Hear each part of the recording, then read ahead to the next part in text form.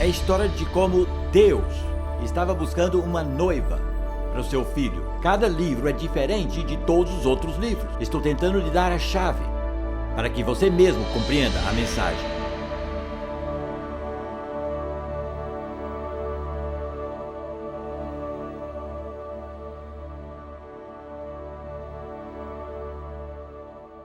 Título estranho para um livro, e claro que no hebraico não é esse título, porque eles usam as primeiras palavras do pergaminho, e as palavras são "o Senhor disse". Portanto, esse é o título do livro no hebraico. E depois, quando o livro foi traduzido para o grego, tiveram que achar um título um pouco diferente, e o nome que acharam foi Aritmoi. Acho que você sabe o que isso significa no grego, porque essa é a raiz de aritmética, e por isso é conhecido como livro de números.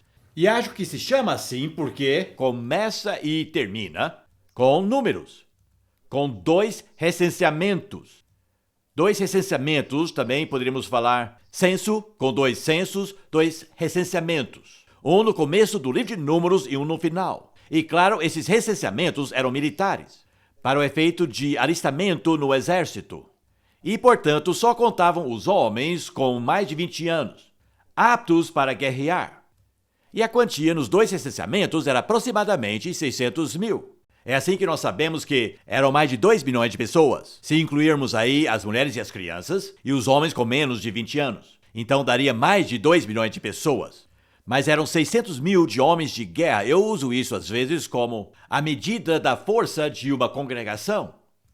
Quantos homens temos aqui com mais de 20 anos e aptos para lutar pelo Senhor?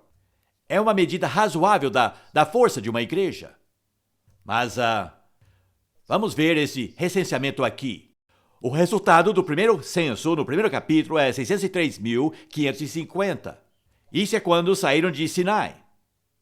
No final do livro, há um outro recenseamento e o resultado é 601.730. Então, perderam 1.800 homens. Mas temos que nos lembrar que os 2 censos aconteceram. Os 2 recenseamentos são separados por 40 anos. Agora, esses números se tornaram um foco de muita discussão. Afinal, é o livro de números. E isso nos mostra que não há nada errado em contar. Todos os pescadores contam. E alguém no dia de Pentecostes deve ter contado assim: peixe número 2.998, peixe 2.999 e peixe 3.000. Não há nada errado com contar. Os pastores têm que contar as ovelhas e os pescadores contam seus peixes. Já ouviram falar do pescador de um braço que pegou um peixe desse tamanho, mas é normal que os pescadores e os pastores contem. Contar em si não é errado, a não ser que a motivação seja orgulho. E esse foi o problema do rei Davi. Quando o rei Davi contou as suas tropas, depois de ter ganho a batalha. Deveria ter contado antes. Jesus disse que qualquer pessoa que vai lutar uma guerra senta-se primeiro e conta suas tropas, para ver se tem mais do que o inimigo. Então estavam contando suas tropas antes da batalha, vendo quantos homens aptos para a guerra havia em Israel antes de enfrentarem o inimigo. Agora, muitos dizem que esse número é muito grande, dizendo que a população debaixo da monarquia depois era apenas de 1.300.000 pessoas. Argumento que no livro de Deuteronômio diz que a sua população era muito menor do que a dos cananeus. Então, quanto eram os cananeus? Muitos milhões. Dizem que é impossível para 70 famílias que vieram ao Egito multiplicarem assim. Dizem que não caberiam no deserto de Sinai, não havia nenhum vale ali que seria grande o suficiente para comportar um número tão grande. Por isso as pessoas discutem tanto esses números. Mas é isso que a palavra de Deus nos diz. E mais uma vez temos que fazer nossa escolha. Ou acreditamos nisso ou não. Eu creio que Deus tem todo o poder de sustentar qualquer número de pessoas, porque Ele é Deus. Observe os números no começo e no final dos 40 anos. São muito, muito próximos. Uma diferença de apenas 1.800. De um total de 2 milhões ou 600 mil homens de guerra. Ao passo que no Egito eles se multiplicaram muito mais. Começando com algumas poucas famílias, a 2 milhões em 400 anos. Então, embora fosse 1/10 do tempo, não foi nem perto de 1/10 da multiplicação. Isso é revelador. Uma tribo perdeu 37 mil homens de guerra, mas outra aumentou 20.500, então foi nivelado. Então termina o livro de Números com mais ou menos o mesmo tanto que tinham no começo. Aprendemos com isso que Deus não estava os abençoando. Porque quando Deus abençoa, as pessoas se multiplicam. Quando Deus abençoa uma igreja, ela fica maior. Quando Ele não está abençoando, a igreja não cresce. Vemos a bênção de Deus na frutificação. E não há muita bênção de Deus aqui no livro de Números, talvez por isso não gostamos dele. Mas o ponto que quero fazer é o seguinte: os 600 mil homens do final desse livro são completamente diferentes dos 600 mil homens do começo, com exceção de 2 homens, 2 indivíduos. Era um grupo diferente. Agora, claro, naqueles dias, as pessoas não passavam de 60 anos, era a expectativa de vida naquela época. Moisés e Josué, depois dele, viveram há 120 anos, que coisa incrível. Naquele tempo, a expectativa de vida para um homem era mais ou menos 60 anos. Por isso que 600 mil homens com mais de 20 anos, 40 anos depois, tinham morrido. Apenas 2 sobreviveram, Josué e Calebe. Portanto, precisamos nos lembrar, ao ler o livro de Números, que se trata de um período de 40 anos, mais que uma geração. Uma geração tem mais ou menos 30 anos. Portanto, apenas 2 sobreviveram. Isso ressalta a grande tragédia desse livro. Acho esse livro o livro mais triste do Antigo Testamento. Alguns podem achar o livro de Lamentações bastante sombrio, mas acho esse mais triste do ponto de vista da história. Sabem, porque 2/3 do livro de Números nunca deveriam ter sido escritos. 2/3 dos eventos descritos aqui nunca deveriam ter acontecido. Não eram parte do propósito de Deus. Nunca foi sua intenção que o livro de Números fosse escrito. Mas ele existe porque a Bíblia é um livro muito honesto. Portanto, o que aconteceu? A tragédia é que a viagem do Monte Sinai para Cades Barneia, que era o primeiro oásis depois do deserto de Negev, o primeiro sinal de vida que existia, e o início da terra prometida de Canaã. De Sinai a Cades Barneia são 11 dias a pé. 11 dias. Não gasta nem 15 dias. E depois estariam comendo leite e mel. E não apenas o que é isso? O maná. Mas ao invés de gastarem 11 dias, gastaram 13.780 dias para chegarem à Terra Prometida. Agora, olhe o mapa. Essa era a rota direta, 11 dias, mas a rota que fizeram foi desviar-se de Cades Barneia na direção oposta, atravessando esse vale profundo, uma fenda que vai até o continente da África, a maior fenda da superfície da Terra, atravessaram e foram aos montes do outro lado, os montes de Edom, e terminaram em Moabe, do lado errado do rio Jordão. Agora, olhando à distância, você poderia pensar, bom, essa rota são 11 dias, então essa outra não poderia gastar mais do que 2 semanas. Mas gastaram quase 40 anos, 38 anos e alguns meses. De um ponto a outro. Por quê? O terreno era muito difícil ali? Não era. Foi porque Deus não se movia. Só se movia de pouco em pouco e permanecia por muito tempo em cada local. E jamais se moveriam sem o Senhor. A nuvem não se movia. Literalmente, ele atrasou sua viagem.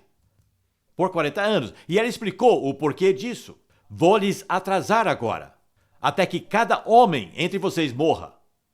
Com exceção de 2, Josué e Calebe. Foi rigoroso. Significa que uma geração inteira foi deixada sem fazer nada pelo restante de suas vidas, indo a lugar nenhum. Fadados à futilidade. Foi uma sentença muito rigorosa e precisamos sentir isso. E se alguém lhe dissesse, você agora é redundante pelo resto da vida? Não há nada para você fazer. Levantar de manhã e ir dormir à noite. Nada. Nada pelo qual viver. Devastador. Mas foi isso que Deus fez. Agora, o que aconteceu em Cades Barneia para provocar isso? Bom, se você conhece a Bíblia, você sabe muito bem o que aconteceu. Se recusaram a entrar na terra quando Deus ordenou que fossem. E não puderam entrar. E essa é a grande tragédia. Se você perder alguma dessas oportunidades, você nunca as terá novamente. Elas são únicas. E se não agarrá-las, talvez Deus nunca mais lhe dará essa chance. Precisamos levar isso muito a sério.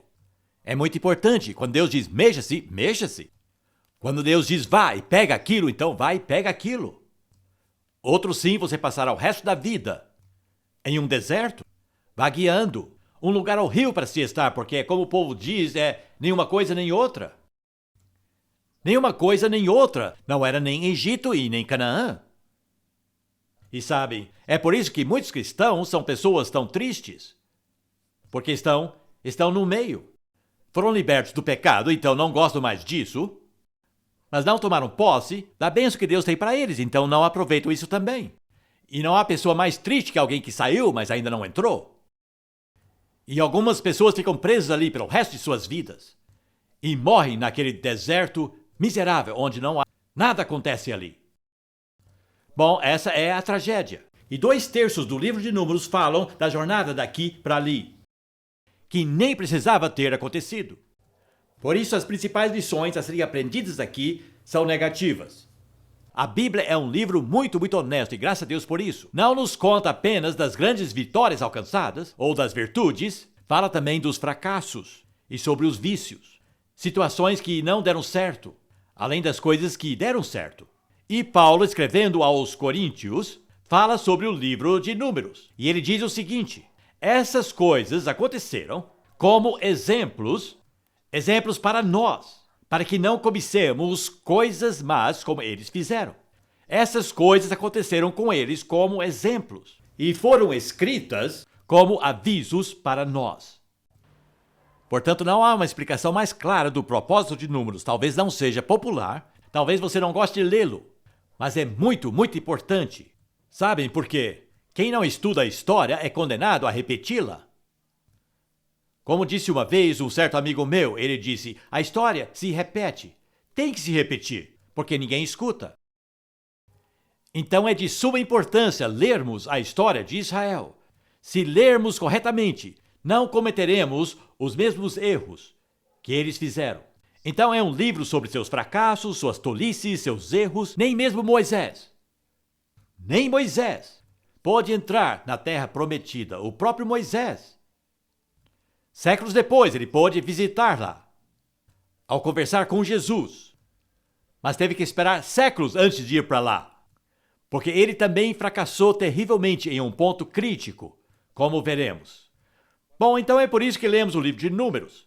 Infelizmente, lemos para aprendermos com seus erros e com aquilo que deu errado, para que não seja escrito também sobre nós, mas poderá ser. É uma mistura de narrativa e legislação, mas enquanto em Êxodo, a primeira metade se dedica à narrativa e a segunda metade fala sobre as leis, aqui está tudo misturado. Aqui temos um pouco de história e depois a legislação, depois volta a contar a história e fala novamente sobre as leis. Agora, o autor de todas essas leis não é Moisés, é Deus. 80 vezes nesse livro, 80 vezes, repete, Deus disse a Moisés. E disso surge uma lei, uma legislação, a maneira de se viver. Quanto à narrativa, diz que Moisés guardava um diário, um registro de suas jornadas, como o Senhor lhe ordenara. Ele também escreveu um outro livro chamado O Livro das Guerras do Senhor. Este era um livro que registrava todas as batalhas que tiveram com outros povos, as ações daqueles homens de guerra que tinham alistado através do recenseamento. Bom, este é um dos 5 livros de Moisés. E é uma mistura constante entre legislação e narrativa. Mas antes de olharmos isso, vamos ver como se ele encaixa com os outros 4 livros que Moisés escreveu sobre os eventos que aconteceram na sua vida. Moisés os conduziu para fora do Egito até as planícies de Moabe, no vale do Rio Jordão, mas do lado errado do Rio Jordão. Isso aqui representa a vida de Moisés. E o livro de Números cobre um enorme pedaço dessa trajetória. A maior parte de seus 40 anos no deserto se encontra no livro de Números. Agora observem aqui, vermelho, verde, vermelho, verde, vermelho, verde, vermelho. O vermelho são as ocasiões em que estavam acampados, quando não se moviam. E o verde representa as suas viagens. Então, se acampavam e viajavam. Se acampavam e viajavam. Se acampavam e viajavam. Agora, é interessante observar que toda a legislação, as leis, foram dadas quando estavam acampados. E depois, as histórias de suas viagens contam como quebraram aquelas leis. Então, quando estavam acampados, parados, Deus lhes falou o que deveriam fazer, mas ao se moverem, temos a história do que realmente fizeram, que não era nada daquilo que deveriam fazer. Então temos aqui um tipo de sanduíche com várias camadas. Então, no Egito, livro de Êxodo de 1 a 11 estão parados no Egito. De Êxodos 12 a 18 estão caminhando para o Monte Sinai.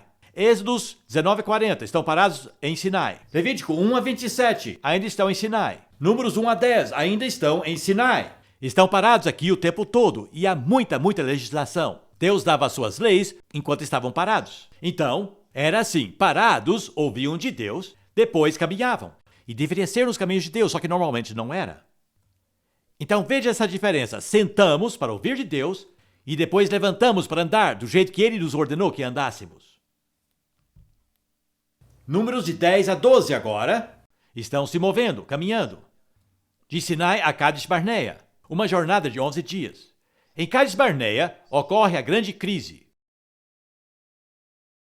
E Deus fala muito com eles em Cádiz Barneia, de capítulos 13 a 20. Vamos estudar isso cuidadosamente. O que Deus disse a eles ali? O que era tão importante? Depois começam a caminhar. Números 20 a 21 andam de Cádiz Barneia a Moabe. Observe que essa viagem inteira ocupa apenas 2 capítulos. A viagem em si não era tão significativa. Não era importante para Deus. Mas há algumas coisas naqueles 2 capítulos que precisamos aprender. Finalmente, eles se acampam em Moabe e agora estão juntinho à terra prometida pela segunda vez. Estiveram lá antes, só que não entraram. Agora lá estão de novo. Mas agora tem que enfrentar o Jordão, que estava transbordando. Há essa barreira agora entre eles e a terra prometida. Isso não teria acontecido se tivesse entrado a primeira vez. E Números 22 a 36 falam sobre o que Deus disse a eles enquanto aguardavam ali. E o livro inteiro de Deuteronômio, de 1 a 34, acontece aqui enquanto eles estão parados, sem se mover. Então podemos observar que há muito movimento no livro de Números, ao contrário de Deuteronômio, e em Êxodo é na primeira metade. Mas há um padrão claro. Quando estavam parados, Deus falava com eles e dizia, é assim que devem viver. E quando começavam a andar, eles não obedeciam ao Senhor, mas andavam nos seus próprios caminhos e não nos caminhos do Senhor. Então há muito que aprender com tudo isso. Primeiro vamos olhar a legislação no livro de Números. É a parte menos interessante, então vamos estudá-la primeiro. E depois olharemos a narrativa, que tem algumas histórias bem fascinantes. Mas primeiro a legislação. E algo que nos impacta logo de cara com as leis em Números é que essas não são leis morais e nem leis sociais ou o que nós chamamos de leis judiciais. E muito menos leis criminais. Em Êxodo tem essas leis. Mas o que temos aqui são leis que falam de rituais, que falam de adoração. Agora, na lei de Moisés, todos esses tipos diferentes de lei estão misturados. Não fazem uma distinção que hoje temos entre a lei criminal para o Estado e a lei canônica para a igreja. Não tinham esse tipo de pensamento. Para eles, a vida era um todo. Portanto, as leis morais, as leis judiciais, as leis sociais e as canônicas estão misturadas. Mas a nossa tendência é compartimentalizar a vida. E falamos, essa é lei criminal, essa é lei religiosa, mas eles não faziam isso. Deus estava interessado na vida como um todo. Portanto, 80 vezes Deus falou com Moisés. Diz que era boca a boca, ou face a face, o que denota muita intimidade. Deus deu essas leis de forma muito direta a Moisés. E Moisés ficava face a face com Deus. Lemos que, quando ele desceu da montanha, seu rosto estava iluminado. Brilhava. A glória ainda se refletia ali. Ele tivera um encontro íntimo, face a face com Deus. E Deus lhe falou tudo sobre a construção do tabernáculo e todas as demais coisas. E disse: agora estou morando no meio do povo. Mas haveria um perigo muito grande quando Deus descesse do monte para habitar no seu próprio tabernáculo, no meio do arraial. O perigo era que, com Deus tão próximo deles, o povo se acostumaria a isso. Ficariam à vontade demais com isso, com Deus. E ao ficarem à vontade demais, perderiam sua reverência. Perderiam o respeito. Deus estaria perto demais. Deixariam de sentir a diferença entre a iniquidade deles e a santidade de Deus. Acho que nisso aqui há uma mensagem muito, muito relevante para nós. E precisamos ouvi-la. Quando Deus está perto demais, não lhe damos o devido valor. Ele está entre nós. Que bom. Ficamos à vontade demais. E principalmente esquecemos de sua santidade.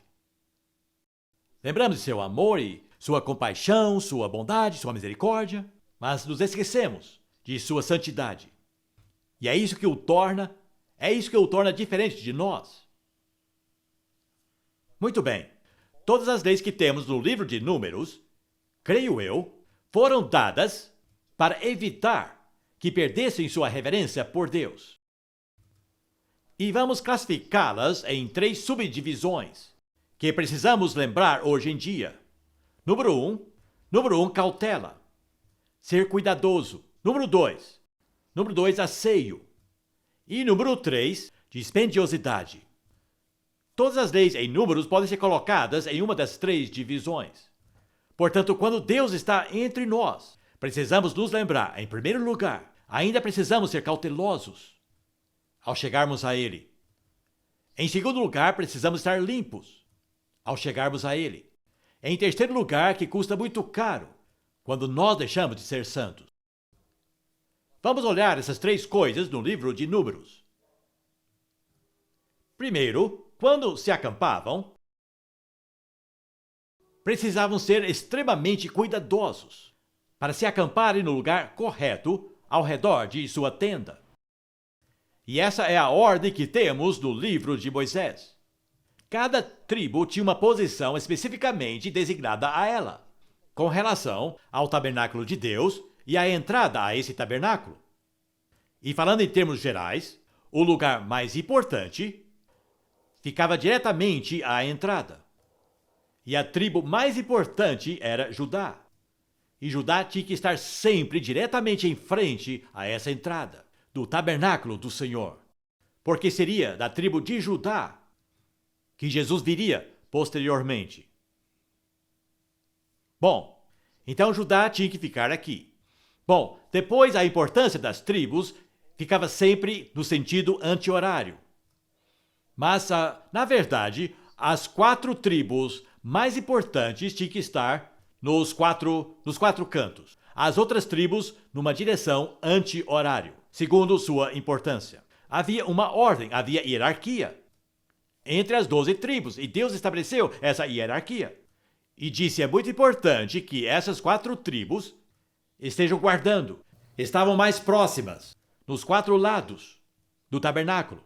Essas dos cantos estão mais longe, mas entre as 12 tribos e a tenda do Senhor, tinha que haver como se fosse uma barreira de levitas. E mesmo entre os levitas havia 3 subtribos ou clãs, e cada uma dessas clãs tinha que estar numa posição bem específica.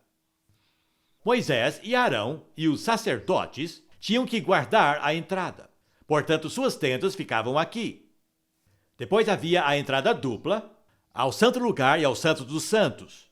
Portanto, Deus era protegido por seu povo. Agora, é muito interessante que alguns arqueólogos puderam determinar como os exércitos antigos se acampavam. Por exemplo, Faraó se acampava com suas diversas tropas, infantaria, cavalaria, etc. E esse padrão aqui é exatamente o padrão seguido pelos militares do antigo exército egípcio, que Moisés provavelmente conhecia muito bem, como filho de Faraó. Mas é como Deus estivesse dizendo: meu povo é um exército. E é muito importante que o arraial esteja devidamente protegido. E quando começavam a andar, é bem fascinante, é meio complicado, você precisa ler lá em Números. Mas algumas tribos tinham que marchar na frente, antes do tabernáculo do Senhor ser transportado, e outras atrás. Mas era como se estivessem descascando uma laranja. E então marchavam. Nessa ordem, uma tribo atrás da outra. E ao chegarem ao novo destino, era muito simples. Cada tribo parava e levantava suas tendas. Era tudo, sabe, minuciosamente detalhado. Quem carregava cada peça do tabernáculo e quem carregava as cortinas e assim por diante, em que ordem deveriam ser carregadas, tudo era muito bem detalhado. Agora, por que Deus é tão meticuloso, tão exigente? Bom, em primeiro lugar, era muito eficiente. Assim como qualquer operação militar, era muito eficiente. Mas estava dizendo, tomem cuidado. Uma atitude desleixada não tem lugar no arraial do Senhor. Falta de cuidado é muito perigoso. Vou tentar dizer isso de uma forma mais informal. Fazer de qualquer jeito. Quebra-galhos não servem para o Senhor. Mas nossa cultura está ficando cada vez mais negligente. E muitas vezes chegamos perto de Deus de qualquer jeito. Vou dar um exemplo quando nós começamos a adorar ao Senhor. Se torna uma coisa tão casual que começamos de forma automática, sem perceber quando começamos. Mas eu acho que tudo isso Deus estava dizendo para seu povo, tenham cautela. Deus está no arraial. Façam as coisas com cuidado. E não casualmente, com desleixo. E por isso, alguns dos pecados de Números são provocados por uma atitude de falta de cuidado. O descuido em respeitar o sábado era castigável com a morte. Um simples descuido. Não pecado intencional, mas falta de cuidado.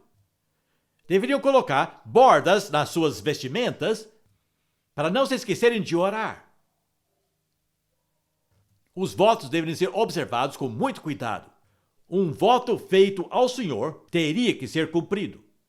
Lembre-se da história em Juízes do homem que fez o voto de sacrificar ao Senhor a primeira criatura que lhe viesse ao encontro ao chegar em casa. E foi sua filha. Mas um voto feito ao Senhor tem que ser levado muito a sério.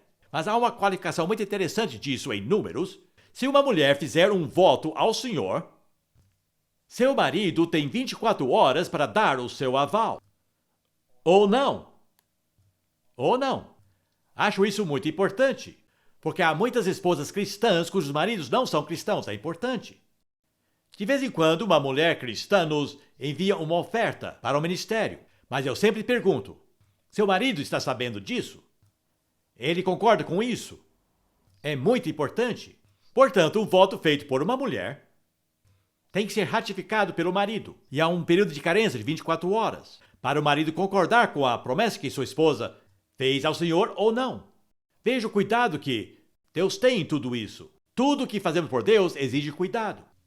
A segunda coisa que eu observo aqui é o aspecto de asseio. O arraial tinha que estar impecavelmente limpo. Eram o povo de Deus. Então, mesmo com relação a coisas como o sistema de esgoto, detalhes cuidadosos. Quando vai se aliviar, leve uma pá consigo e vá até o deserto e cave um buraco para cobrir o excremento. Mantenha o arraial limpo para o Senhor. Ele não disse isso apenas pelos aspectos de higiene. Ele não falou isso só por causa dos germes. Mas porque ele é um Deus limpo. E um acampamento limpo é importante. Podemos dizer que uma igreja suja e não cuidada é um pouco insultante a Deus. Era assim que ele estava ensinando-os a pensar. Portanto, as emissões corporais eram regidas por lei, seja qual for o tipo. E antes de deixarem o Monte Sinai, antes de ir em direção à Terra Prometida, Deus insistiu que todos tomassem banho e que todos estivessem bem limpos.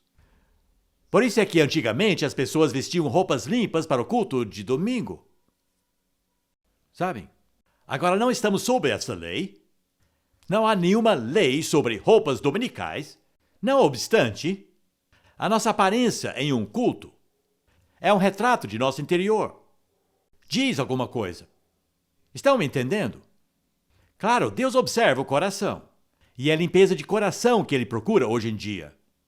E é mais importante que a limpeza do corpo, mas tem observado que pessoas que estão nas garras de Satanás, muitas vezes são pessoas sujas. Já observaram isso? E quando se convertem de verdade, sem ninguém falar nada, começam a se limpar. Aquilo é uma expressão exterior de algo que acontece por dentro. Começam a entender que o asseio tem muito a ver com piedade. E está tudo aí no livro de Números. Mantenha o arraial bem limpo. Agora, dispendiosidade.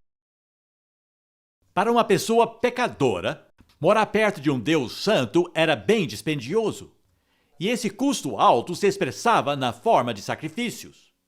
E para a purificação do povo, sacrifícios teriam que ser oferecidos todo dia, toda semana e todo mês. Havia um sacrifício que era diário. Aqui no ato exterior, no altar, havia também um sacrifício semanal, como também um sacrifício especial mensal. Então, o tempo todo, ao perceberem que estavam perdendo seus animais, que estavam sendo sacrificados para o Senhor, aprendiam que era bem dispendioso. Não há perdão para pecados sem o derramamento de sangue. O perdão custa bem caro. Graças a Deus, não nos custa nada, porque para Ele custou tudo. Mas se estivéssemos vivendo naqueles dias, nos seria bem dispendioso os nossos melhores animais regularmente. E tinha que haver sustento para os sacerdotes. Os sacerdotes não tinham outra forma de ganhar o sustento. E esses sacerdotes e levitas eram sustentados por essas tribos. As tribos lhes pagavam para proteger o tabernáculo do Senhor. Então tudo isso era bem dispendioso e envolvia dízimos e ofertas e sacrifícios. Custa caro ter Deus morando em nosso meio. Agora, tudo isso está dizendo algo bem profundo para nós. Da legislação em Números, eu aprendo isso. Estamos vivendo numa época que eu definiria como sendo contra rituais. Estamos ficando cada vez mais casuais e desleixados em nossa adoração a Deus. E o livro de Números nos lembra que isso não serve. Que devemos nos achegar a Deus da forma correta. Quero lhes dar um exemplo. Eu não preciso trazer um carneiro, uma pomba ou um cabrito, sabe, como sacrifício, ao me achegar a Deus. Mas isso não quer dizer que eu não preciso trazer o sacrifício. Há o mesmo tanto de sacrifícios no Novo Testamento quanto no Antigo.